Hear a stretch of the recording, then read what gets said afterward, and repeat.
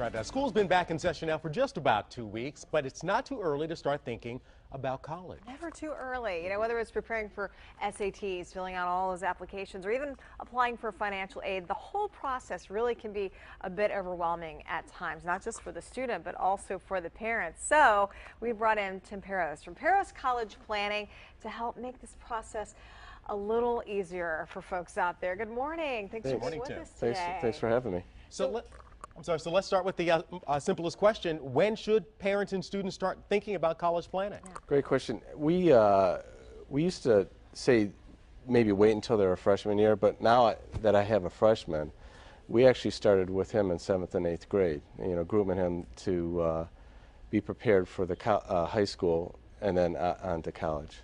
And when you did that, was it, when you say prepare him, talk about like classes to take?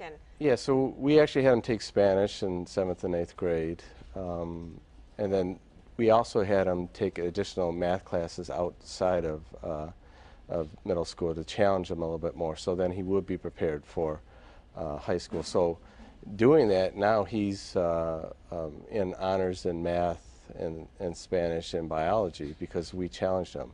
And we find that now working with kids that early, having them do those type of classes prior to that will then prepare them for the high school, then obviously prepare them for college. Makes sense. You know, you get these questions or you hear people say rather, you know something, this counts or this doesn't count in terms of your permanent record or applying to college.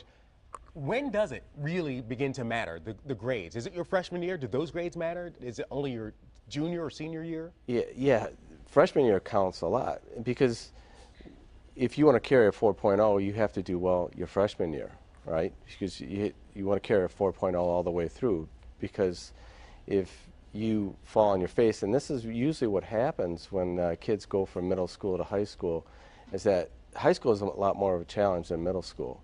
So that's, again, why you want to start in middle school to prepare them to get that, if they want to carry the 4.0. Because if you have a 4.0 and you're applying to colleges, it's going to open a lot more doors for you. How about after-school activities, music, sports, you know, debate, chess? I mean, how important are those kind of things? A leadership role on the student council, for example. All of those that you just mentioned are important. And the one question I get from parents also is, should they have a job?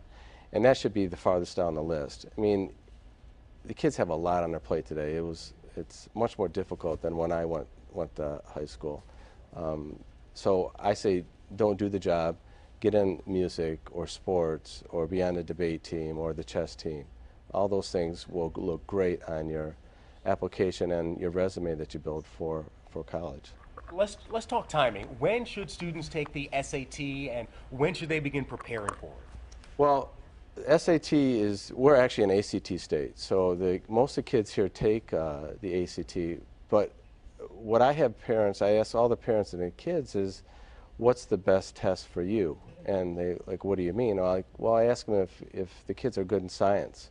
If the kids are good in science, you definitely want them to take the ACT because there's no science on SAT. If the kids aren't good in science and like to write, SAT is a better fit for them. So they should start preparing for it. The ACT is taken in March of their junior year. So I had the kids start prepping for it between their sophomore and junior year summer because nothing's going on. You're not taken away from schoolwork or any other activities, maybe vacation.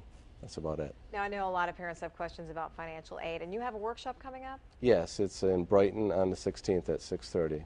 And so anyone can attend? Do they have to register? Yeah, they have to register on my website. It's parroscollegeplanning.com, and they can go on there to register for it. And it's free. All right. Well, thank you very much, Tim Parros of Parros College Planning. Thank you for joining us, and thanks for the information this morning. Thanks for having me. And good luck to your child as well. Thanks.